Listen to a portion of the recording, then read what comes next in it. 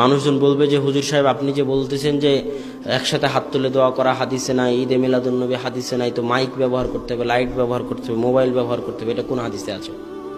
এগুলোও তো মানুষ তৈরি করেছে। ওটা বুঝানোর জন্য আপনাকে এই মূলনীতিটা বলতেছি, এটা আপনাকে বুঝতে হবে।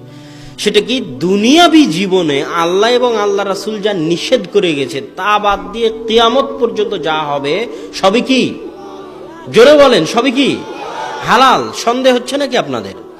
সন্দেহের কোনো অবকাশ নাই। আর যেমন একটা উদাহরণ দেখেন, খাওয়ার ক্ষেত্রে আল্লাহ কোরআনে বলেছে হুররিমাত আলাইকুমুল মাইতাতু ওয়াদ-দাম, তোমাদের জন্য হারাম করে দিয়েছি মৃত জিনিস, তোমাদের জন্য হারাম করে দিয়েছি রক্ত, তোমাদের জন্য হারাম করে দিয়েছি লাহমুল খিনজির, শুকুরের গোশত। তা আল্লাহ হারাম করেছে। এবার আল্লাহ রাসূল হাদিসে হারাম করতেছে, তোমাদের জন্য হারাম করে দিলাম যিনাবিন, প্রত্যেক যে প্রাণী যার শিকারী দাঁত আছে, প্রত্যেক যে প্রাণীর শিকারী দাঁত আছে ওই প্রাণী খাওয়া তোমাদের জন্য হারাম। যি মিখলাবিন, প্রত্যেক যে প্রাণীর থাবা আছে ওই প্রাণীর গোশত খাওয়া তোমাদের জন্য হারাম। প্রত্যেক যে প্রাণী ময়লা খাদ্যদ্রব্য অপবিত্র জিনিস ভক্ষণ করে তারা গোশত খাওয়া তোমাদের জন্য হারাম। সেবাউন, প্রত্যেক যে প্রাণী হিংস্র সেই প্রাণীর গোশত খাওয়া তোমাদের জন্য হারাম। এগুলো সব কে হারাম করলো? আল্লাহ রাসূল। তাহলে আল্লাহ আর আল্লাহ রাসূল যা হারাম করলেন তার সমষ্টি দাঁড়ালো কি? তার সমষ্টি দাঁড়ালো মৃত জিনিস, রক্ত, শুকুরের গোশত, থাবাওয়ালা পশু, শিকারী দাঁতওয়ালা পশু, হিংস্র পশু, অপবিত্র জিনিস ভক্ষণ করে এমন পশু, এদের সবকিছুর গোশত খাওয়া কি হারাম। এখন কিয়ামত পর্যন্ত এগুলোর বাইরে, আল্লাহ রাসূলের যুগে পোলাও ছিল, হায়দ্রাবাদি বিরিয়ানি ছিল, চিকেন বার্গার ছিল, বিফ বার্গার ছিল, ছিল নাকি? কিছুই ছিল না। কিয়ামত পর্যন্ত আরো যত খাবার আবিষ্কার হবে যার মধ্যে এগুলো থাকবে না, সব কি হবে? হালাল হবে। মানুষ যত বানাতে পারে পারাক, কোনো সমস্যা নেই। এগুলো না থাকলেই হলো। আল্লাহ এবং আল্লাহ রাসূল যা নিষেধ করে গেছেন তা না থাকলেই হলো। তা বাদ দিয়ে কিয়ামত পর্যন্ত তুমি আবিষ্কার করে ভর্তি করে দাও দুনিয়া, কোনো আপত্তি নেই, খাও, সব হালাল। শুধু এগুলো না থাকলেই হলো, সবই হালাল, এগুলো না থাকলে হলো। এটা হলো দুনিয়ার ক্ষেত্রে নিয়ম। ব্যবসা বাণিজ্যের ক্ষেত্রে আল্লাহ আল্লাহ রাসূল যা নিষেধ করে গেছে তা বাদ দিয়ে যত ব্যবসা দুনিয়াতে আবিষ্কার হবে করো, যত আবিষ্কার করতে পারো, সব ব্যবসা হালাল। আল্লাহ এবং আল্লাহ রাসূল যা নিষেধ করে গেছে তা থাকা হবে না, সুদ থাকা হবে না, ধোঁকা থাকা হবে না, যত নিষেধ করে গেছে সেগুলো বাদ দিয়ে বাকি যা থাকবে সব হালাল। এটা কিসের ক্ষেত্রে গেল? কথা বলেন, কিসের ক্ষেত্রে গেল? দুনিয়ার ক্ষেত্রে। এবার ইবাদতের ক্ষেত্রে সম্পূর্ণ উল্টা, সম্পূর্ণ উল্টা। ইবাদতের ক্ষেত্রে আল্লাহ এবং আল্লাহ রাসূল যা বলে গেছেন, যা করে গেছেন, তাদের মৃত্যু, আল্লাহর রাসূলের মৃত্যুর পরে আল্লাহর বলে যাওয়া কোরআন থেকে আল্লাহর রাসূলের বলে যাওয়া হাদিসের বাইরে সরিষা সম পরিমাণ, চুল পরিমাণ, বিন্দু পরিমাণ আমি যদি ইবাদতের মধ্যে বৃদ্ধি করি তাহলে সরিষার নাম হবে বেদাত, ওই চুলের নাম হবে বেদাত, ওই বিন্দু পরিমাণ বৃদ্ধির নাম হবে বেদাত। আপনি যতই বলেন যে এটা ভালো আমল, তাহলে আমি আপনাকে বলবো সারা পৃথিবীর সব হুজুর এক জায়গায় হলো। ইমাম বুখারী, মুসলিম, আবু দাউদ, নাসাই, তিরমিজি, আবু হানিফা, শাফি, মালিক, হাম্বল, আরো বর্তমান পৃথিবীতে দেওবন্দির হুজুর, বিরলবির হুজুর, আহলে হাদিসের হুজুর, সারা পৃথিবীর সব হুজুর এক জায়গায় হয়ে বলতেছে সালাত আদায় করা ভালো কাজ। প্রত্যেক দিনই যখন জোহরের সালাত 4 রাকাত করে পড়তেছি, তখন জুমার দিন আর 2 রাকাত পড়বো না, জুমার দিনও 4 রাকাত পড়বো। সালাত আদায় করা কি খারাপ কাজ? বলেন, সালাত আদায় করা কি খারাপ কাজ? আমি যদি 2 রাকাত বেশি সালাত আদায় করি, সমস্যা কি? সমস্যা কি? এটাই বেদাত। একটা সিজদাও যদি বাড়াস বেটা, তো একটা সিজদাও বেদাত হবে। আর ওই একটা সিজদা তোকে জান্নাতে নিয়ে যাও দূরের কথা, টেনে জাহান্নামে নিয়ে যাবে। অনেক ভয়াবহ জিনিস বেদাত, মানুষকে আমরা বুঝাতে ব্যর্থ। ইমাম মালিকের দরবারে একজন ব্যক্তি এসে বলতেছে, ইমাম মালিক, উরিদু আন উহরিমা মিন কবরি রাসূলিল্লাহ। ইমাম মালিক আল্লাহ রাসূল ইহরাম বাঁধার জন্য কয়েকটা জায়গা ঠিক করে দিয়েছে। আমরা জানি মদিনাবাসী যদি ইহরাম বাঁধতে চায়, এটা হলো মদিনা। মদিনাবাসী যদি ইহরাম বাঁধতে চায়, এটা হলো মক্কা। মদিনাবাসী যদি ইহরাম বাঁধতে চায়, মদিনা থেকে 10 কিলোমিটার দক্ষিণে একটা জায়গা আছে জুলহুলাইফা, ওখান থেকে ইহরাম বাঁধতে হয়, ইহরামের কাপড় পরতে হয়, তালবিয়া পড়তে হয়।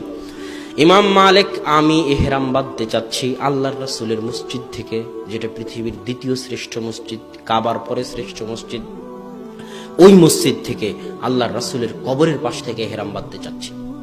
তখন ইমাম মালিক বলতেছে, আরো আকান তাকা ফিল ফিতনা, আমি দেখতেছি তুমি ফিতনার মধ্যে পড়ে যাচ্ছ। তখন ওই ব্যক্তি বলতেছে আমাদের সমাজের হুজুরের মতো, আইয়ু ফিতনাতিন হাদিহি, আপনি কিসের ফিতনার কথা বলতেছেন? ইল্লা আন আজিদা আমি আলান, আমি যদি জুলহুলাইফা পার হয়ে চলে যেতাম তাহলে না হয় ফিতনা, এটা বুঝলাম। আমি তো জুলহুলাইফা পার হইনি, তাও আবার আল্লাহ রসুলের মসজিদ, এত মহান জায়গা, এত বড় জায়গা, দামি মসজিদ, আবার আল্লাহ রসুলের কবরের পাশে, ওখান থেকে এহরাম বাদ বেরাবার ফিতনা কি? আপনিও যদি হজ করতে যান দেখবেন শাহজালাল বিমানবন্দর থেকে সব এহরামের কাপড় বেঁধে আছে, এখান থেকেই তালবিয়া পাঠ করতেছে। ওদেরকে যদি বলেন যে আপনার এহরামের জায়গায় ইয়ালামলাম, আপনি ওখান থেকে তালবিয়া পাঠ করবেন, আপনি এখানে কেন? তুমি আরে বাবা আমি তো ইয়ালামলাম পার হয়ে যায়নি, 1000 কিলোমিটার দূরে ঢাকায় বসে করতে, এর মধ্যে আবার ফিতনা কি? একই প্রশ্ন করবে, যে প্রশ্ন ওই ব্যক্তি 1200 বছর আগে ইমাম মালিককে করেছে। তখন ইমাম মালিক বলতেছেন, আইয়ু ফিতনাতিন আ'যামু মিন হাদিহি সাবাকতা ইলা ফাজিলাতিন কাসারা আনহা রাসূলুল্লাহ সাল্লাল্লাহু আলাইহি ওয়াসাল্লাম। এ আল্লাহর বান্দা, এর চাইতে বড় ফিতনা দুনিয়াতে আর কিছু হতে পারে না, এর চাইতে বড় ফিতনা দুনিয়াতে আর কিছু হতে পারে না যে তুমি এমন ফজিলতের পিছনে ছুটতেছ, এমন আমলের পিছনে ছুটতেছ, যেই ফজিলত, যে আমলের পিছনে দুনিয়ার সবচেয়ে তাকওয়াবান, সবচেয়ে পরহেজগার, সবচেয়ে আল্লাহ ভীরু মুহাম্মদ সাল্লাল্লাহু আলাইহি ওয়াসাল্লাম করেননি। এর চেয়ে বড় ফিতনা হতে পারে না। এই জিনিসটা দুইভাবে ফিতনা। এক, তুমি আল্লাহ রসুলকে দুইভাবে অপমান করতেছ। তুমি বলতেছো যে আল্লাহর রসুল তার রিসালাতের দায়িত্ব পালন করে যায়নি, নাউজুবিল্লাহ। আর তুমি বলতে চাচ্ছ তুমি আল্লাহ রসুলের চেয়ে বেশি পরহেজগার, নাউজুবিল্লাহ। আল্লাহ রসুলের যুগে এরকম মানুষ ছিল। 3 জন ব্যক্তি আল্লাহ রসুলের বাড়িতে গিয়ে বলতেছে আল্লাহ রসুলের ইবাদত কি বলেন। তো আল্লাহ রসুলের স্ত্রীরা বলছে ইয়াসুম ওয়া ইফতার, আল্লাহ রসুল সিয়াম পালন করেন, আল্লাহ রসুল সিয়াম ভাঙেন। ইয়াকুমু ফিল লাইলি ওয়া ইয়ানাম, আল্লাহ রসুল রাত্রে তাহাজ্জুদ পড়েন, রাত্রে ঘুমান। আল্লাহ রসুল বিবাহ করেছেন, তার স্বামী, তার স্ত্রী, পুত্র, সন্তান, সন্ততি সবই আছে। তখন ওই ব্যক্তিগুলো বলতেছে যে আল্লাহ রসুলের আগের গুনাহ মাফ হয়ে গেছে, পরের গুনাহ মাফ হয়ে গেছে, আল্লাহ রসুলের অল্প ইবাদতে চলবে, আমাদের চলবে না, নাউজুবিল্লাহ। তখন একজন বললো যে আসুম ওয়ালা উফতির আবাদা, আমি আজীবন সিয়াম রাখবো, সিয়াম ভাঙবো না। আর একজন বলছে আমি সারা রাত ঘুমাবো না, সারা রাত তাহাজ্জুদের সালাত আদায় করবো। আর একজন বললো আমি আজীবন বিয়ে করবো না। আল্লাহ রাসূল তাদেরকে খুঁজে বের করে বলছেন আকুল তুম কাদা ওয়া কাদা, আরে তোমরাই কি তারা যারা এই কথা বলেছো?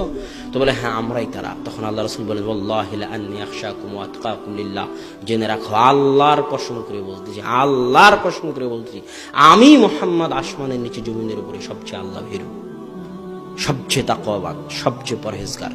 আমি সিয়াম পালন করি, সিয়াম ভাঙ্গি, আমি বিবাহ করেছি, আর আমি রাত্রে সালাত আদায় করি, রাত্রে ঘুমাই। এটা আমার সুন্নাত। যে আমার সুন্নাত থেকে মুখ ফিরিয়ে নেবে সে আমার উম্মতের অন্তর্ভুক্ত নয়। যত বড় হুজুর হোক, যত বড় ইমাম হোক, যত জ্ঞানী হোক, যত পাগড়িওয়ালা হোক, যে আল্লাহ রসুলের ইবাদতকে ছোট মনে করে নিজে থেকে ইবাদত আবিষ্কার করতে চাইবে, সে আল্লাহ রসুলের উম্মতের অন্তর্ভুক্ত হতে পারবে না। কিয়ামতের মাঠে আল্লাহ রাসূল তাকে সহকান সহকান সহকান লিমান গায়্যারা বাদি, দূর হও, দূর হও, দূর হও, যে আমার পরে আমার দিনের মধ্যে পরিবর্তন করেছো, সই ঢুকিয়েছো, সরিচা ঢুকিয়েছো, এদের আজকে হাউজে কাউসারের পানি পান করার ভাগ্য হবে না, দূর হয়ে যাও। অতএব সম্মানিত উপস্থিতি, বেদাত অনেক ভয়াবহ জিনিস। আমাদেরকে শিরক থেকে বেঁচে থাকতে হবে, বেদাত থেকে বেঁচে থাকতে হবে, সুন্নাতের উপর আমল করতে হবে, তাওহীদের উপর আমল করতে হবে। যে জায়গায় সবচেয়ে বেশি বিভ্রান্তি হয়, আহলে হাদিসরা বেদাত বলতে বলতে বলতে বলতে ইবাদত করার কোনো ইবাদতই রাখেনি, বলে না? বলে না? আরে 20 রাকাত সালাত আদায় করবো তারাবির, সেটাকেও এরা বাদ দিয়ে দিল। একসাথে হাত তুলে দোয়া করবো, সেটাও বাদ দিয়ে দিল। বাদ দিতে দিতে দিতে দিতে ইবাদত করার মতো কোনো ইবাদতই নাই, বলে না? বলে না? তাদেরকে বলেন যে ভাই আপনি সারা কোরআন খুঁজেন তো, সারা কোরআনে আল্লাহ কোথায় বলেছে যে আমি দেখতে চাই তোমাদের মধ্যে কে বেশি আমল করে? আপনিও খুঁজবেন সারা কোরআন, যে সারা কোরআনে আল্লাহ কোথাও বলেছে নাকি যে আমি দেখতে চাই তোমাদের মধ্যে কে বেশি আমল করবে?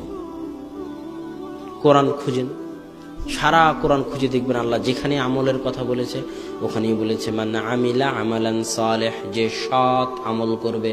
আল্লাহ বলেনি যে অধিক আমল করবে, আল্লাহ বলেছে যে সৎ আমল করবে। আইয়ুকুম আহসানু আমালা, আল্লাহ পরীক্ষা করতে চান কে তোমাদের মধ্যে উত্তম আমল করেন। আল্লাহ বলেননি কে তোমাদের মধ্যে অধিক আমল করেন। সারা কোরআন খুঁজেন। আমার চ্যালেঞ্জ, আপনি আমার কথা কেন বিশ্বাস করবেন? কোরআন খুঁজে দেখেন। আল্লাহ সব জায়গায় যেখানে আমলের কথা বলেছেন ওখানে কি আমলের কথা বলেছেন? সৎ আমল। কি আমলের কথা বলেছেন? উত্তম আমল। সৎ আর উত্তম। তুমি যে 1000 রাকাত সালাত আদায় করো বেটা, আর এই 1000 রাকাত সালাত যদি উত্তম না হয়, যদি সৎ না হয়, তো এই 1000 রাকাত সালাত জান্নাতে নিয়ে যাও দূরের কথা, জাহান্নামে নিয়ে যাবে। আর যদি একটা সিজদাও সৎ আর উত্তম হয় তো একটা সিজদাই জান্নাতে নিয়ে যাবে। সৎ উত্তম কেমনে হয়? দুটো শর্ত থাকলে সৎ উত্তম হয়। এক, ইখলাস থাকতে হবে, আল্লাহর সন্তুষ্টির জন্য হতে হবে। দুই, আল্লাহ রাসূলের সুন্নাত অনুযায়ী হতে হবে। আল্লাহ রাসূলের সুন্নাতের উপর মাতাব্বরি করা যাবে না, বাটপারি করা যাবে না, বেশি ইলমের দাপট দেখানো যাবে না, বেশি যুক্তি তর্ক দেখানো যাবে না। যেভাবে আল্লাহ রাসূল বলেছে পারলেও হবে করো, না পারলে বাদ দিয়ে দাও, কিন্তু ঠিক হুবহু আল্লাহ রাসূলের সুন্নাত অনুযায়ী হতে হবে। আর ইখলাস আল্লাহর সন্তুষ্টির জন্য হতে হবে। এই দুইটার একটা শর্ত যদি ছুটে যায় তাহলে আমল যত বেশি হোক, দেখতে যত ভালো লাগুক, দেখতে যত সুন্দর মনে হোক, ওই আমল জান্নাতে নিয়ে যাওয়া তো দূরে থাক, ওই ভালো আমলটা জাহান্নামে যাওয়ার কারণ হয়ে যাবে। অতএব সম্মানিত উপস্থিতি, আমাদেরকে শিরক, বেদাত, তাওহীদ, সুন্নাত সম্পর্কে জ্ঞান হাসিল করতে হবে। আল্লাহ সুবহানাহু ওয়া তাআলা আমাদের শিরক থেকে বেঁচে থাকার, বেদাত থেকে বেঁচে থাকার তৌফিক দান করুক, আল্লাহুম্মা আমিন। আর আল্লাহ সুবহানাহু ওয়া তাআলা আমাদেরকে সুন্নাতপন্থী হয়ে, তাওহীদপন্থী হয়ে জীবন পরিচালনা করার তৌফিক দান করুক, আল্লাহুম্মা আমিন।